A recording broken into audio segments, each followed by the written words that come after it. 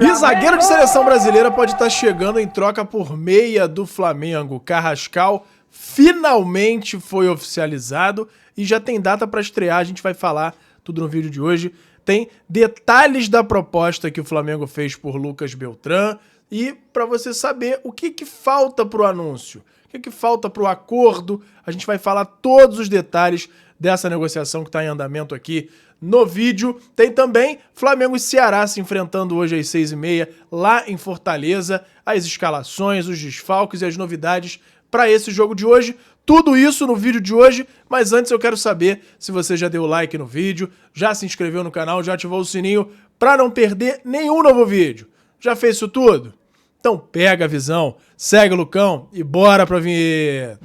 E agora uma informação exclusiva que eu acabei de ter acesso. Muita gente assiste ao conteúdo do Lucão Vital diariamente e não se inscreveu no canal do YouTube. Irmão, pega a visão pra saber tudo que tá rolando no nosso Mengão. É só se ligar no canal do Lucão! E fala galera, eu sou o Lucão, estamos aqui hoje para falar tudo do nosso Mengão, começando, é claro, com o Flamengo jogando hoje às 6h30 da tarde / noite contra o Fortaleza, lá em Fortaleza, na verdade, contra o Ceará lá em Fortaleza. 6h30 da tarde, Arena Castelão, 18ª rodada do Campeonato Brasileiro. Podemos assistir tanto na Record, na TV aberta, Cazé TV, no YouTube e no Premiere. Tem alguns jogadores aí pendurados que a gente precisa ficar de olho, que são Alan, Jorginho e Léo Pereira. Tem também o Pulgar, mas como ele já está lesionado, não vai jogar, não chega a ser uma preocupação. Tem alguns retornos aí importantes, como a gente vem falando aí que eles fizeram muita falta aí nessa partida contra o Galo. Jorginho e Arrascaeta devem voltar ao time e pode ter uma grande novidade, a galera toda na expectativa aí de Samuel Lino ser titular nessa partida de hoje contra o Ceará. Outro ponto legal aí da gente mencionar é o Vitor Hugo voltando a ser relacionado desde que o Flamengo desistiu de fazer aquele negócio meio controverso lá com o time da Turquia, que ia mandar ele de graça, só ia trocar aí para uma porcentagem mantida, não fazia muito sentido, a torcida chiou, o Flamengo desistiu e o Vitor Hugo está sendo aí reaproveitado no elenco e vai ser relacionado para a partida de hoje, já foi na verdade, né? Cebolinha tá fora do jogo por conta aí de uma recuperação de tendinite. Cebolinha cada vez mais perdendo espaço aí no elenco do Flamengo. Surgiram boatos aí de que ele poderia ser negociado, mas as propostas prometidas não chegaram e ele acaba ficando aí meio encostado no elenco. Michael também segue como desfalque, não é relacionado desde 12 de julho, Cebolinha desde o dia 27 de julho. Então, provável escalação do Flamengo aí para essa partida contra o Ceará com Rossi no gol. Varela, Léo Ortiz, Léo Pereira e Ayrton Lucas. Até que tem uma chance do Alexandre jogar titular, mas a princípio, Ayrton Lucas na lateral esquerda. No meio-campo, Jorginho. Pode ser Saul ou Alan. A galera aí na expectativa do Saul entrar no meio-campo. Eu, principalmente por ser um jogo fora de casa, talvez entraria com o Alan ali, porque, na minha opinião, o Jorginho não tem aquele poder de marcação que é necessário pelo menos um jogador com esse poder de marcação. Eu entraria com o Jorginho e Alan, com o Saul podendo entrar aí no lugar do Jorginho, ou até no lugar do Arrascaeta, ou até no lugar do Plata lá na ponta direita. Então, mas vamos finalizar antes aqui a escalação com a expectativa de Jorginho, Alan e Arrasca no meio-campo, e no ataque, Gonzalo Plata, Samuel Lino na ponta esquerda e Bruno Henrique de centroavante, porque Pedro e o Alacian estão suspensos e não podem jogar nessa partida de hoje. Outro jogador que está fora aí, que é um desfalque inesperado, mas importante, é Luiz Araújo, que está fora por conta de controle de carga, e Matheus Cunha, que tem também uma tendinite patelar no joelho esquerdo, fica fora dessa partida. Então, olha a lista gigante aqui de desfalques para o jogo de hoje. Matheus Cunha, Luiz Araújo, Pulgar, Michael, Pedro, Alacian e Carrascal, que ainda não está regularizado, também entra como desfalque aqui. Provável escalação do Ceará, com Bruno Ferreira, Fabiano Souza, Marcos Vitor, William Machado e Matheus Bahia, Richardson, Dieguinho e Lourenço, Pedro Henrique, Galeano e Pedro Raul, técnico Léo Condé, essa é a escalação do Ceará. Arbitragem, Rodrigo José Pereira de Lima, fraquíssimo na minha opinião. Assistente 1, Neuza Inês Bach. Assistente 2, Francisco Chaves Bezerra Júnior. E no VAR, Hilbert Estevam da Silva. Vamos torcer aí para ter uma arbitragem minimamente aceitável nesse jogo que tá cada vez mais difícil no futebol brasileiro, né? Enfim. Vamos mudar de assunto aqui agora, mas antes tem o meu parceiro novo aqui no canal, que é o FIFA Friends Plus, que é nada mais nada menos do que o FIFA 16, para mim o melhor FIFA da história, modificado para você poder jogar com todos os times do Brasil, Série A, B, C, D, todos os times com estádio perfeito.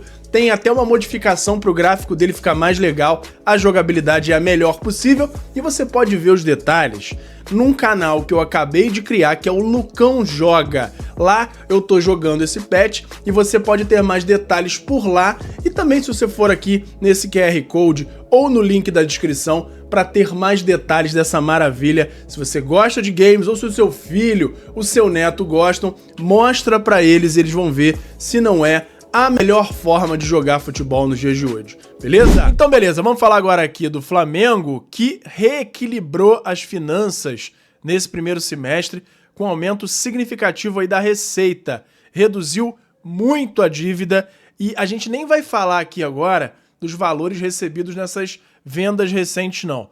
Vamos excluir valores de vendas e mesmo assim o Flamengo teve um superávit absurdo aí. O clube arrecadou 712 milhões de reais no período, sem contar as vendas de jogadores. O destaque foi premiação do Mundial, que rendeu 203 milhões de reais. O caixa chegou a 148 milhões e o superávit foi de 143 milhões. A dívida líquida caiu para 400 milhões ou 128 milhões considerando o critério operacional, que é aquela questão de dívidas que estão sendo pagas. Então 128 é só aquela dívida a longo prazo. 400 é algo que já está sendo operacionalizado, dívidas a curto prazo. Ou seja, Flamengo dando um salto gigante para operar, inclusive sem dívidas nenhuma. Lembrando que o Flamengo até certo tempo já teve dívida aí beirando bilhão. 10 anos atrás no máximo. Tava nesse nível aí. É sensacional a ascensão do Flamengo nesse sentido, não só esportivo, mas financeiro também. E aí, com vendas como os atletas como Gerson e o Wesley, o Flamengo pode fechar 2025 com receita recorde de mais de 1,7 bilhão, que pode beirar aí os 2 bilhões de reais. Absurdo, é muita grana. E agora, vamos falar aqui da saída de 2 jogadores da equipe sub-20 do Flamengo. O ex-capitão da equipe, Luiz Alcélio, tá acertando com o Vitória. E também o volante Cauã Menegatti também está de saída, assinando com o Atlético Paranaense. O Flamengo manteve um percentual dos 2 jogadores e mais um caso, na verdade mais 2 casos aí de jogadores cedidos a custo zero com manutenção de passe. Sinceramente, eu até lembro do Luiz Alcélio, é um volante ali brigador, mas não lembro dele ser um grande destaque, não sei também se havia outras propostas. Fato é que ele muito provavelmente não teria espaço no elenco do Flamengo. E aí, diferente dos casos dos outros jogadores recentes que eu tenho comentado, que não seria o ideal o Flamengo ceder de graça, nesse caso agora, se o cara atinge a idade do sub-20, que eu acredito que seja o caso, se não for o caso, não faz muito sentido o Flamengo ter liberado, até que pode até fazer algum sentido, daria para tentar receber algum valor de volta, mas o fato é que esses 2 jogadores estão deixando o Flamengo. Mudando de novo de assunto, agora é oficial, a novela acabou, créditos passando na tela, Carrascal oficializado como jogador do Flamengo. Ele tinha vindo para o Brasil, tinha ido para o Ninho do Urubu, falado com o José Boto. Há informações que ele tinha até assinado já a papelada, mas ainda não podia ser anunciado, mas chegou o documento. Informação que a documentação que o Flamengo precisava tinha chegado na sexta-feira, mas ele só foi anunciado no sábado à noite, quando o Galo acertou as pendências, como a gente trouxe no vídeo de ontem de manhã.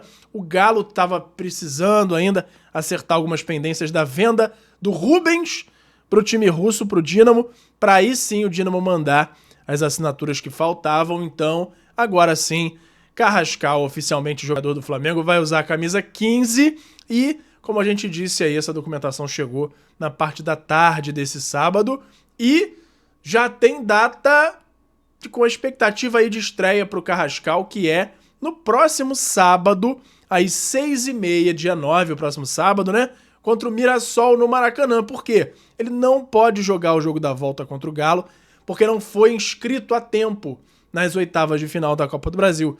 A inscrição ela é por fase. Então, como ele não conseguiu ser inscrito a tempo do primeiro jogo, ele não pode ir aí para esse jogo da volta também. Então, a tendência é que ele já seja pelo menos relacionado e possa estrear contra o Mirassol no Maraca às 6h30 da tarde do próximo sábado. Então, vamos ver. Expectativa grande aí para a estreia do Carrascal. Eu espero muito, e a torcida do Flamengo gosta muito daquele jogador abusado que parte pro drible, e o Carrascal é um cara que lidera todos os índices de dribles em todos os lugares que ele passa. Inclusive, tem uma estatística aí recente que, se eu não me engano, não sei se era na Europa toda ou se era no Campeonato Russo, que ele lidera a quantidade de dribles certos. Então é um cara que é justamente o que o Flamengo vinha pensando e precisando, que era aquele cara para quebrar as linhas. E tem um bom passe também. Ele, quando substituiu o Arrascaeta, ele vai trazer uma característica diferente, mas vai agregar muito o elenco do Flamengo. Tô na expectativa, tô ansioso para ver o Carrascal estreando. Comenta aí se você tá também.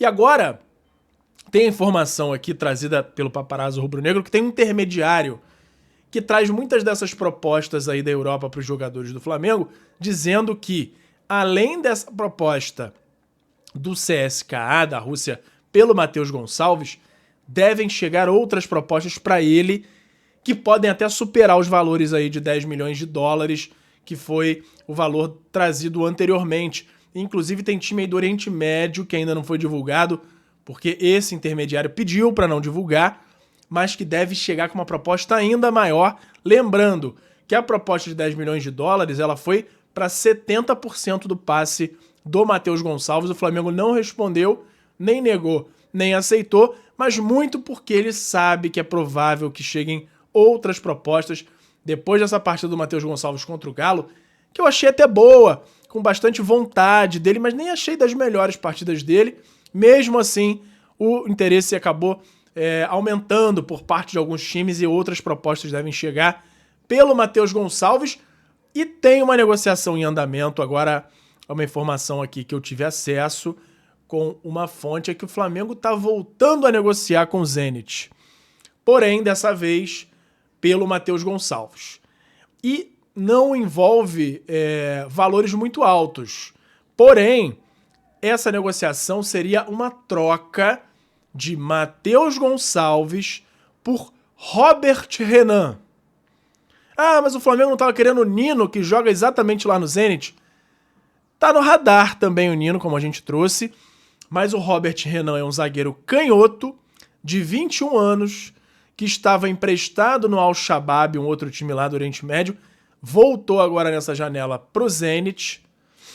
E o Flamengo tenta uma troca. Ainda não temos os detalhes sobre se vai ter alguma contrapartida por parte do Flamengo ou do Zenit. Mas são jogadores que têm avaliações em valores parecidos no Transfermarkt. O Robert Renan custa cerca aí de 7,5 milhões de euros no Transfermarkt. O Matheus Gonçalves eu não lembro. Vou até olhar aqui agora, rapidinho, se eu acho o perfil do Matheus Gonçalves. Vamos lá. Matheus Gonçalves... Transfermarkt, vamos lá ver. Quanto que tá a avaliação dele aqui em milhões de euros? 5 milhões de euros, tá aqui.